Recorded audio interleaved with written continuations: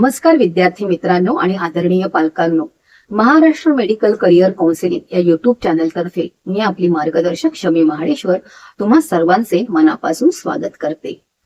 जर तुम्ही किंवा तुमचे पाल्य यंदा वैद्यकीय प्रवेश म्हणजेच MBBSच्या शर्यतीत असाल तर तुमच्यासाठी एक खूप मोठी अधिकृत आणि दिलासादायक बातमी आहे। प्रायव्हेट आणि डीम्ड मेडिकल कॉलेजेसच्या गगनाला भिडलेल्या फीमुळे सध्या सामान्य आणि मध्यमवर्गीय कुटुंबातील विद्यार्थ्यांनी MBBSचं स्वप्न पाहणं सुद्धा कठीण झालं आहे। 1.5 ते 2 कोटींपर्यंत पोहोचलेल्या या खर्चामुळे अनेक गुणवंत विद्यार्थी मागे पडतात। पण NMC म्हणजेच नॅशनल मेडिकल कमिशनच्या एका नवीन अधिकृत परिपत्रकाने पुन्हा एकदा पालकांच्या मनात, विद्यार्थ्यांच्या मनात आशा पल्लवित केल्या आहेत। पण या नियमाची खरी हकीकत काय आहे आणि सर्वात महत्त्वाचं म्हणजे त्याचा आपल्या महाराष्ट्रातील विद्यार्थ्यांच्या MBBS प्रक्रियेवर काय आणि कसा परिणाम होणार हे आज आपण या व्हिडिओमध्ये सविस्तर पाहणार आहोत। म्हणून हा व्हिडिओ शेवटपर्यंत नक्की पहा। NMC चे अधिकृत परिपत्रक काय आहे? मित्रांनो, नॅशनल मेडिकल कमिशनने 7 एप्रिल 2026 रोजी एक अत्यंत महत्त्वाचे आणि अधिकृत परिपत्रक जारी केले आहे। या परिपत्रकाचा मुख्य विषय आहे MBBS कोर्सेससाठी आकारली जाणारी फी। आपणा सर्वांना माहित आहेच की MBBSचा मुख्य अभ्यासक्रम हा 4.5 वर्षांचा असतो आणि त्यानंतर 1 वर्षांची अनिवार्य इंटर्नशिप असते।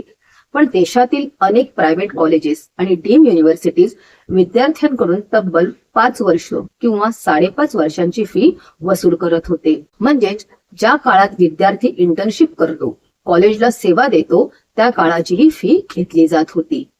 NMC ने या 7 एप्रिल 2026च्या परिपत्रकात स्पष्ट शब्दात आदेश दिला आहे की MBBSचा कोर्स 4.5 वर्षाचा असल्यामुळे कोणतेही मेडिकल कॉलेज 4.5 वर्षापेक्षा जास्त काळाची फी आकारू शकत नाही।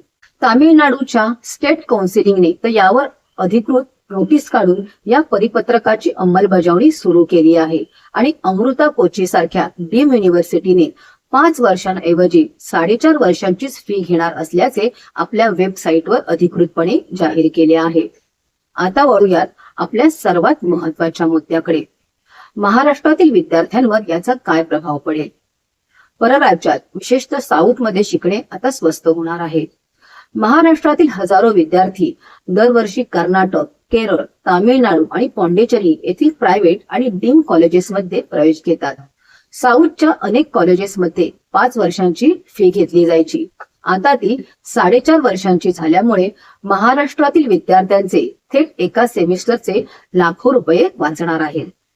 केरळ हे आधीच सर्वात कमी फी असणारे राज्य मानले जात होते, तर केरळमध्ये हा नियम कडकपणे लागू झाला आणि त्यांनी वार्षिक फी वाढवली नाही, तर महाराष्ट्रातील विद्यार्थ्यांना 40 ते 45 लाख रुपयांच्या एकूण बजेटमध्ये संपूर्ण MBBS पूर्ण करण्याची सुवर्ण संधी मिळू शकते।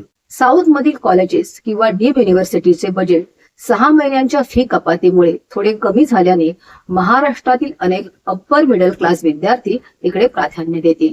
यामुळे महाराष्ट्रातील स्टेट कोट्यातील प्रायव्हेट कॉलेजेसच्या कट ऑफवर काही प्रमाणात सकारात्मक परिणाम पाहायला मिळू शकतो।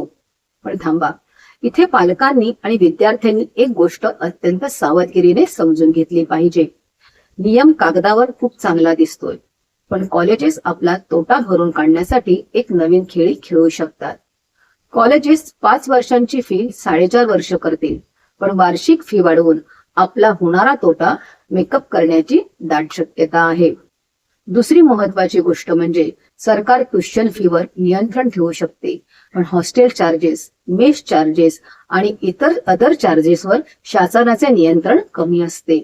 त्यामुळे बऱ्याचदा कमी फी दाखवून इतर मार्गाने विद्यार्थ्यांची आर्थिक पिळवणूक केली जाते। म्हणूनच कुठल्याही कॉलेजला चॉईस फिलिंग मध्ये टाकण्यापूर्वी तिथल्या एकूण खर्चाची म्हणजे हिडन चार्जेस सह बारीक तपासणी नक्की करून घ्या। सर्वात महत्वाचा मुद्दा म्हणजे 7 एप्रिल 2026च्या परिपत्रकाचा जुन्या विद्यार्थ्यांना लाभ मिळणार का? आता एक खूप महत्वाचा प्रश्न जो सध्या 2nd, 3rd आणि 4th इयरला शिकणारे महाराष्ट्रातील विद्यार्थी विचारतात की मॅडम, आम्हाला याचा फायदा होईल का? तर मित्रांनो, NMCच्या या 7 एप्रिल 2026च्या नोटीसमध्ये कुठेही असे लिहिलेले नाही की हा नियम फक्त नवीन ऍडमिशनसाठी लागू असेल। एनएमसीने हा निर्णय नैतिकतेच्या आणि नियमाच्या आधारावर दिला आहे की कोर्स 4.5 वर्षांचाच आहे, त्यामुळे फी सुद्धा तेवढीच असावी. त्यामुळे जर तुम्ही महाराष्ट्रातील किंवा साऊथच्या कोणत्याही कॉलेजमध्ये आधीच शिकत असाल आणि कॉलेज प्रशासन तुमच्याकडे 5व्या वर्षाची फी मागत असेल, तर तुम्ही एनएमसीच्या या 7 एप्रिल 2026च्या सर्क्युलरचा आधार घेऊन कॉलेजला लेखी उत्तर देऊ शकता किंवा थेट एनएमसी कडे या मनमानी कारभाराविरुद्ध कायदेशीर दाद मागू शकता. थोडक्यात सांगायचे तर काउन्सिलिंग प्रक्रिया प्रत्यक्ष सुरू होईल तेव्हाच कॉलेजेसचे नवीन फी स्ट्रक्चर समोर येईल आणि खरे चित्र स्पष्ट होईल.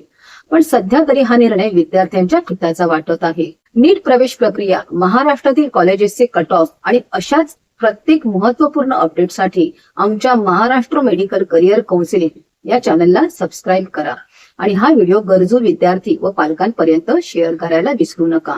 व्हिडिओ आवडला असल्यास लाईक करा. तुमची काळजी घ्या, अभ्यास करत राहा. लवकरच भेटूया अशाच माहितीपूर्ण व्हिडिओ सहित. तोपर्यंत धन्यवाद.